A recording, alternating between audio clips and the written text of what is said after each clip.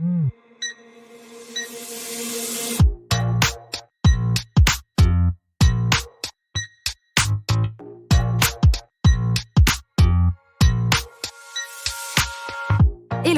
et bienvenue sur le podcast Réveille ton bise. Je suis Justine, je suis mentor podcast et business. J'accompagne les entrepreneurs à développer un business qui leur ressemble grâce au Human Design et sans prospection grâce au podcast. Tous les vendredis à 6h, je vous dévoile un déclic, le mien ou celui d'un ou d'une invitée. Le déclic, c'est un moment où l'ampoule dans notre tête s'est allumée et nous a sortis de l'impasse dans laquelle nous étions. J'ai eu des déclics toute ma vie. Et vous aussi, j'en suis certaine. Alors, partager le déclic des uns fera sans doute décliquer les autres. Tous les vendredis à 6h, prenez votre dose de déclic aussi rapide que boire votre café pour continuer de réveiller votre bise. C'est l'heure du déclic. Bonne écoute. Pour cet épisode de Déclic, j'ai reçu Emma de Féministe ton bise, que vous pouvez aussi connaître sous le nom de Acribologue du web sur Instagram. C'est tout simplement la suite de l'épisode de lundi et je lui ai demandé de nous partager le déclic qu'elle a eu dans sa vie, qui a changé quelque chose et surtout qui lui a permis d'être la personne qu'elle est aujourd'hui. Je vous laisse découvrir son déclic et on se retrouve juste après pour échanger. C'est vraiment une vaste question. Depuis que tu me l'as posée, je me dis: «Mais qu'est-ce que je vais raconter?» Je pense que aujourd'hui, si j'assume d'être entrepreneuse qui parle des questions féministes, Mhm, c'est parce que c'est bête, tu vois? Mais c'est parce que j'ai osé, partir faire un master à l'autre bout de la France, mhm, en études de genre, alors qu'on comprenait pas ce que c'était en France, que j'étais en licence d'histoire de l'art et vraiment j'ai vrillé du jour au lendemain en mode: «OK, j'ai pas envie de faire un master en histoire de l'art, qu'est-ce qu'il y a?» Genre, tu vois, j'ai candidaté, je crois le jour où ça fermait les inscriptions, mhm, vraiment et je pense que si j'avais pas eu un déclic en mode, par rapport à des schémas familiaux, par rapport à des schémas, patriarcaux et tout, en mhm. mode c'est pas normal, qu'il y ait une différence entre, les femmes et les hommes dans le traitement de la société et tout ça. J'en serais clairement pas là aujourd'hui Mhm. avec ces réflexions sur le genre, le féminisme et je pense que mon déclic, ça a été de me dire, «J'ai pas envie de reproduire les mêmes choses, qu'il y a dans ma famille». J'ai envie de me documenter sur, tout ce qui se passe d'un point de vue sociologique, Mhm. féministe et tout ça, pour comprendre et sortir, ouais, des schémas, même, de toutes les familles, je pense, les schémas, patriarcaux de la Mhm. société dans sa globalité. C'est une question très, vaste. Est-ce qu'il y a eu un événement particulier qui t'a vraiment donné l'élan d'agir, de partir, ouais, d'avancer comme ça? Ouais, je pense que un événement particulier, je sais pas, mais plus, des incompréhensions de mon côté en mode, je m'en souviens quand j'étais toute petite, quand j'étais en primaire et qu'on nous enseignait c'est bête, hein, que le masculin l'emportait sur le féminin, Mhm. même si, il y avait genre un mec dans le groupe et qu'on était 10 meufs, genre je comprenais pas, genre vraiment je ne comprenais pas. Donc j'étais toute petite, tu vois? Mais c'était des questionnements que j'avais et je pense quand j'étais en licence, si, il y a eu un tableau qu'on a étudié parce que, ouais, j'ai fait histoire de l'art, un tableau qu'on a étudié, sur, comment ça s'appelait?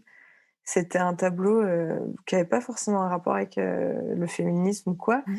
mais c'était une femme nue au milieu du tableau et on l'a étudié d'une telle manière où je me suis dit: «On n'étudierait jamais un homme, nu, Mhm. avec ces mots, de cette manière-là, sur son physique» et en fait, en histoire de l'art, je me suis rendu compte qu'on étudiait énormément, d'artistes mecs, hem, qui avaient peint énormément de femmes, nues et Mhm. cetera et je me suis dit: «Mais en fait, l'inverse, ça existe pas» et les artistes femmes, il y en a eu, mais elles ont été complètement oubliées de l'histoire et Mhm. là, je me suis dit: «OK, en fait, genre, j'ai trop ouvert les yeux pour pas me plonger là-dedans, OK, et faire des études, là-dedans». OK. Et du coup, l'élan de l'intégrer au sein même de ta vie et de ton Ouais. entreprise au final? Ouais, parce qu'en fait, je pense qu'une fois qu'on met nos petites lunettes, féministes, genre, c'est mort. Mmh. Tu peux plus te dire, «Ah, c'est pas grave, je vais rigoler à la blague sexiste de machin, machin», genre non, c'est plus possible, tu vois? Tu décortiques les mécanismes et c'est fini, genre.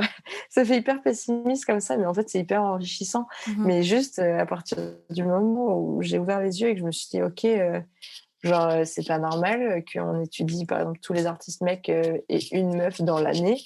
Hem, En fait, comment ça se fait? Pourquoi on en est Mmh. arrivé là? C'est quoi l'histoire qu'il y a derrière? Ouais, comment est-ce que la société s'est construite aujourd'hui? C'est quoi le point d'origine et tout ça, Mmh. de toutes ces oppressions, en fait? Merci Emma pour ce déclic et cette C'est explication. très Et vaste. merci d'être exactement comme tu es aujourd'hui avec tout ça, parce que tout est parfait. Ouais. Moi, je vais faire aussi une petite larme. Non! Bah, Merci merci pour à toi tout. pour tes questions. Avec grand plaisir. Salut Emma. Salut. Et voilà, j'espère que ce déclic a résonné très fort en vous.